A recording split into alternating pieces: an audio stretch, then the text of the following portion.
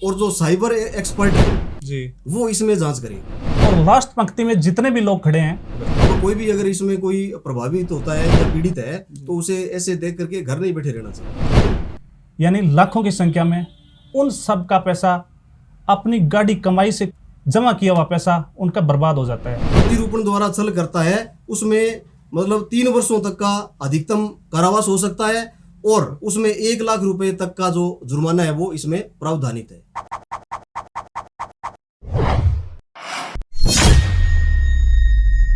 नमस्कार दोस्तों आजकल दो चीज़ें काफ़ी ट्रेंडिंग में चल रही है।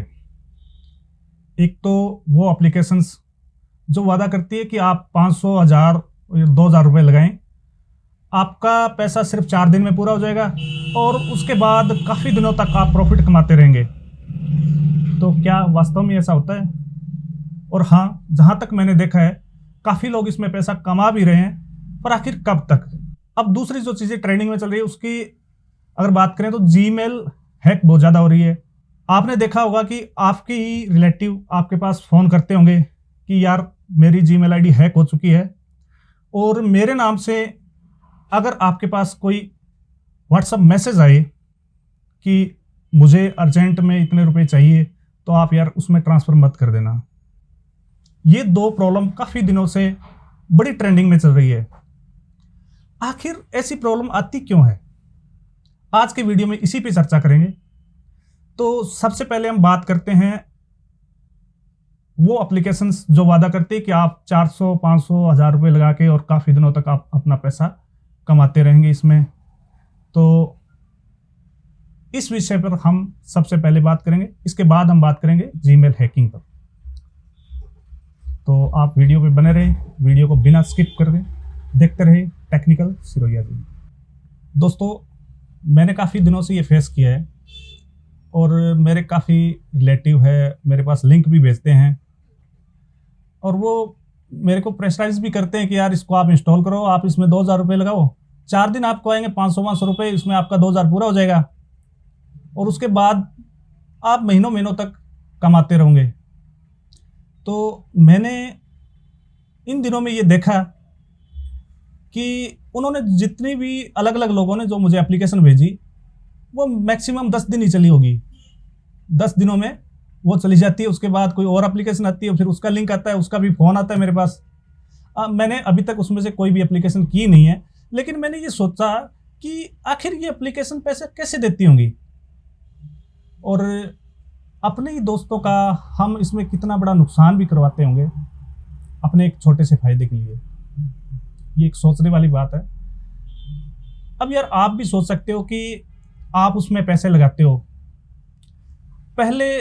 अब जैसे कोई नई एप्लीकेशन आई, उसमें आपने 500 रुपये लगाए, किसी ने 2000 रुपये लगाए, उसमें ये मानो कि 1000 लोगों की टीम हो गई। अब 1000 लोगों को उन्होंने अच्छे पैसे दिए। अब ऐसे ऐसे करते उसमें 10,000 हुए, 1 लाख मेंबर्स की टीम हो गई। जैसे ही वो टीम बड़ी होगी, लास्ट पंक्ति में जितने भी लोग खड़े होंगे तो उस टाइम तक उस एप्लीकेशन के पास इतने पैसे आ जाएंगे कि उनकी सब ज़रूरतें वो पूरी कर लेंगे, अपने खुद की, आपकी नहीं, वो खुद की सारी ज़रूरतें पूरी हो जाए, इतने पैसे उनके पास आ जाएंगे और वो उसी दिन अपना दरवाज़ा बंद कर लेंगे। और लास्ट पंक्ति में जितने भी लोग खड़े हैं, यानी लाखों की संख्या में, उन सब का पैसा अपनी गाड़ी कमाई से जमा किया हुआ पैसा उनका बर्बाद हो जाता है। और होता किसकी वजह से होता है? वो अपने दोस्त जिनको 500 रुपये लगा के, हो सकता है उन्होंने 5000 कमा लिए होंगे, 10,000 कमा लिए होंगे, लेकिन लास्ट पंक्ति में आप देखो कितने रुपए बर्बाद होते हैं। तो ये बहुत बड़ा स्कैम चल रहा है, बहुत बड़ी फ्रॉड चल रही है। आपको इन सब से बचना चाहिए, ये मेरी पर्सनल आपसे राय है। और मुझे लगता है कि इसमें वो मेरे दोस्त जो इन एप्लीकेशनों को शेयर करते हैं शायद उनको बुरा भी लगता होगा, लेकिन आप अपने दिल पे हाथ रख के अपने एक दिमाग से सोच के देखो कि हम तो थोड़ा बहुत पैसा कमा लेते हैं, लेकिन अपने ही दोस्तों का कितना रुपये हम बर्बाद करते हैं। तो मुझे लगता है कि इन सब से बचना चाहिए और ये बहुत बड़ा स्कैम है।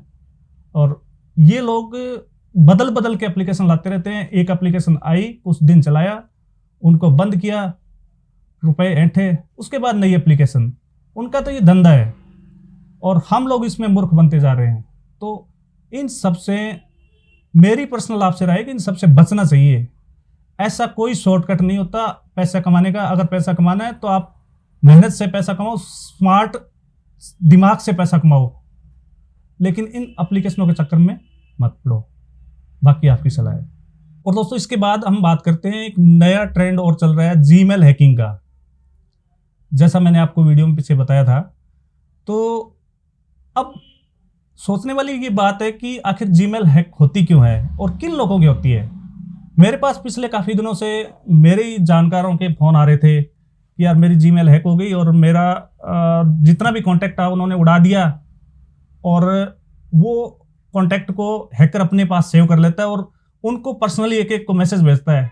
मेरे पास भी मेरे किसी रिश्तेदार की जीमेल आईडी हैक हो गई थी, तो उनके नाम से मेरे पास मैसेज आया कि सर मैं बहुत परेशानी में हूँ और मुझे 20,000 रुपये चाहिए।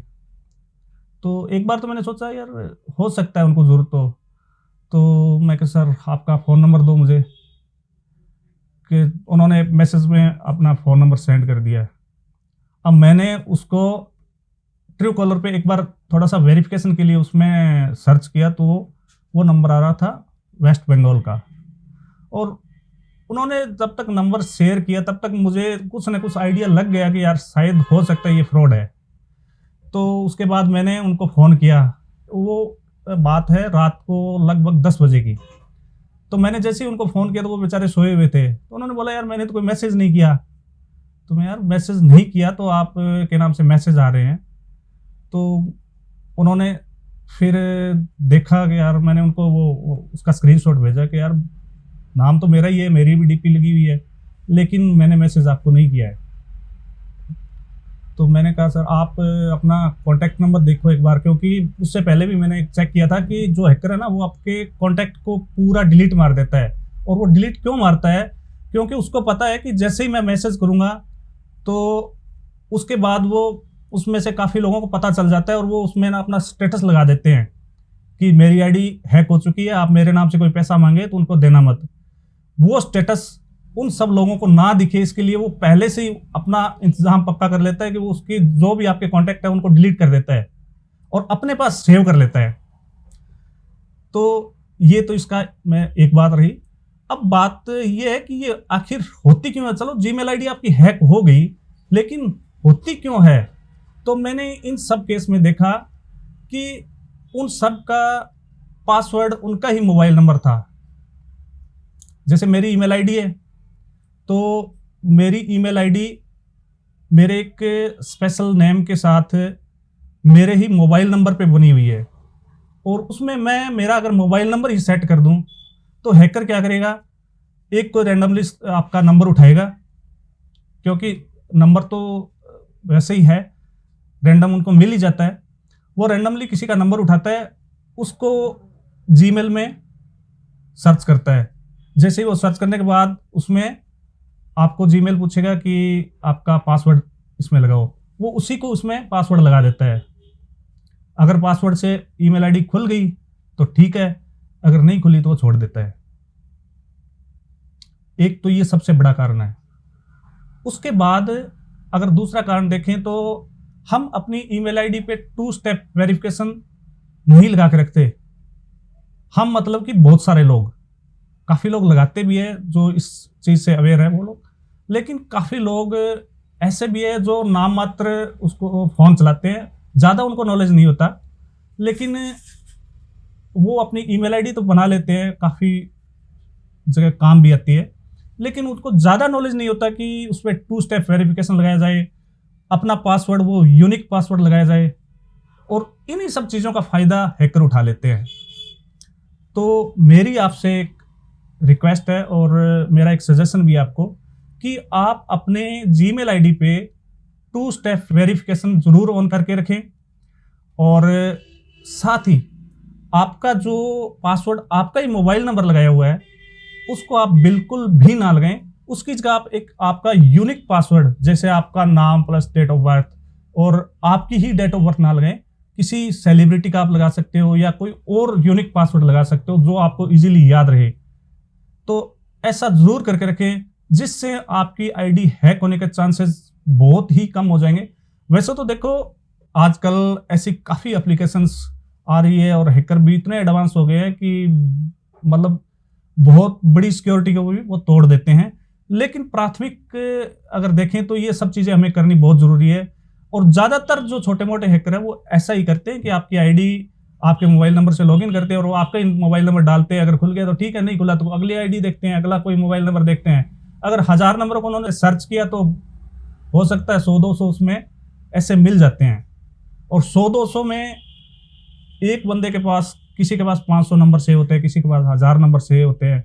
वो ऐसे अनेक नंबरों पे ऐसे मैसेज करता है। तो जिसमें अगर वो दिन में 2 बंदे ही उनको 20-20 हज़ार रुपये डालने वाले मिल गए तो उनका तो काम हो गया। तो यही सब चीज़ें हैं।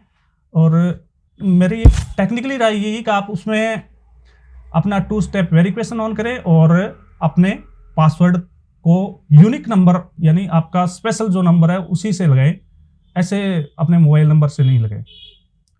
तो ये मेरा आपको सजेशन था। तो इन सब चीज़ों पे मेरी ये आपको एक टेक्निकली हेल्प थी। और कानूनी रूप से देखें तो इस पे हम और क्या हेल्प ले सकते हैं और कहाँ पर हम शिकायत कर सकते हैं, तो इन्हीं सब चीज़ों पे बात करने के लिए आज मेरे स्टूडियो में मैंने आमंत्रित किया है मेरे स्पेशल मेहमान एडवोकेट गौरीशंकर जी वर्मा।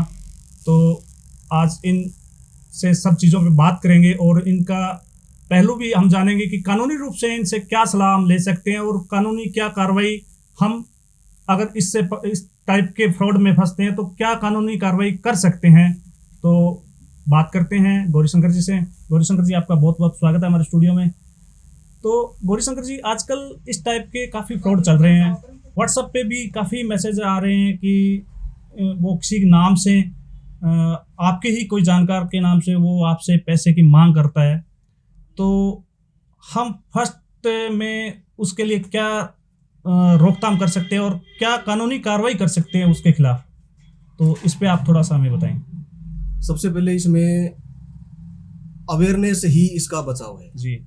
सबसे पहले तो अपने को इसमें जागरूक रहना पड़ेगा। जी जी। अगर ऐसी कोई कॉल आती है तो उसमें अपने को विश्वास करना चाहिए कि भी ये व्यक्ति वास्तव में वो है क्या, असल व्यक्ति जी। अगर फिर भी उनके साथ में किसी भी प्रकार की ऐसी धोखाधड़ी हो जाती है तो उसकी रेमेडी है अपने, अगर किसी के साथ में भी इस प्रकार की कोई धोखाधड़ी या फ्रॉड होता है तो नज़दीकी पुलिस स्टेशन में अपने को शिकायत दर्ज करवानी चाहिए। ठीक है। और उसमें अगर शिकायत दर्ज करवाते हैं अपने तो उसमें जो संबंधित थानाधिकारी है तो वो इसमें इंफॉर्मेशन टेक्नोलॉजी एक्ट 2000 के तहत कार्रवाई कर सकता है। ठीक है। FIR दर्ज करके और उसमें जांच करवा सकता है और जो साइबर एक्सपर्ट है जी वो इसमें जांच करेगा। ठीक है। थाने में या संबंधित अन्य किसी थाने में जो भी साइबर एक्सपर्ट होगा वो साइबर एक्सपर्ट ही इसमें जांच करेगा। और इसमें ये जो FIR है वो सेक्शन 66 घ के अंतर्गत जी 66 घ के अंतर्गत कंप्यूटर तंत्र उपयोग करने द्वारा प्रतिरूपण द्वारा छल करने के लिए इसमें दंड का प्रावधान है जी। तो इसमें अगर किसी भी प्रकार का जो छल है, प्रतिरूपण द्वारा छल है, वो अगर साबित हो जाता है तो उसमें मुलजिम बनने के बाद में उसको प्रतिरूपण द्वारा छल करता है उसमें मतलब 3 वर्षों तक का अधिकतम कारावास हो सकता है और उसमें 1 लाख रुपए तक का जो जुर्माना है वो इसमें प्रावधानित है, यानी इंफॉर्मेशन टेक्नोलॉजी की धारा 66 घ के तहत। और अगर जैसे इसमें प्रतिरूपण द्वारा छल है वो मैं आपको बता देता हूँ। जैसे प्रतिरूपण यानी एक व्यक्ति को मतलब किसी दूसरे व्यक्ति को विश्वास में देकर के कि भी ये व्यक्ति पैसे मांग रहा है। ठीक है। जैसे आपने जैसे बताया कि भी किसी व्यक्ति के मतलब नाम लेकर के और पैसे मांगता है तो वो एक प्रतिरूपण हो गया। ठीक है। तो इसमें भारतीय दंड संहिता की धारा 419 के अंतर्गत भी इसका प्रावधान है कि प्रतिरूपण द्वारा जो छल करता है उसके तहत धारा 419 के अंतर्गत FIR दर्ज होती है। और किसी कंप्यूटर तंत्र से अगर प्रतिरूपण द्वारा छल होता है तो इंफॉर्मेशन टेक्नोलॉजी की धारा 66 घ के तहत होता है। और इसमें मुलजिम को ट्रेस आउट करना होता है, यानी साइबर जो एक्सपर्ट है वो इसको ट्रेस आउट करेगा। और ट्रेस आउट का जो इसमें एक आधार है वो ये है कि भी ये जो पैसे हैं वो मोबाइल के जरिए अपने खाते में ट्रांसफर करता है जी। और खाते में जो पैसे ट्रांसफर होते हैं तो वो जो खाता धारक है उसका किसी न किसी प्रकार का एड्रेस होगा जी हाँ। अगर मोबाइल नंबर है तो उस मोबाइल नंबर से उसका किसी न किसी आधार कार्ड या किसी भी पहचान पत्र से वो सिम है वो जुड़ी हुई होगी। तो उस आधार पे साइबर जो एक्सपर्ट है, जांच अधिकारी है, वो उसको गिरफ्तार कर सकता है और आपके जो भी किसी के साथ में भी फ्रॉड हुआ है उसकी राशि है वो उनसे दिलवा सकता है, अन्यथा उसे सजा के लिए गिरफ्तार करके और न्यायालय में पेश कर सकता है। और इसके अलावा एक चीज और भी हम कर सकते हैं कि अगर थाने में अगर कोई मान लो कि नहीं जा सका या वो कहीं दूर बैठा है तो वो ऑनलाइन भी इसकी कंप्लेन करा सकता है। इसकी वेबसाइट है cybercrime.co.in, उसके पोर्टल पे जाके आप इसमें ऑनलाइन इसकी रिपोर्ट भी कर सकते हैं। तो ये भी आपके पास एक ऑप्शन रहता है।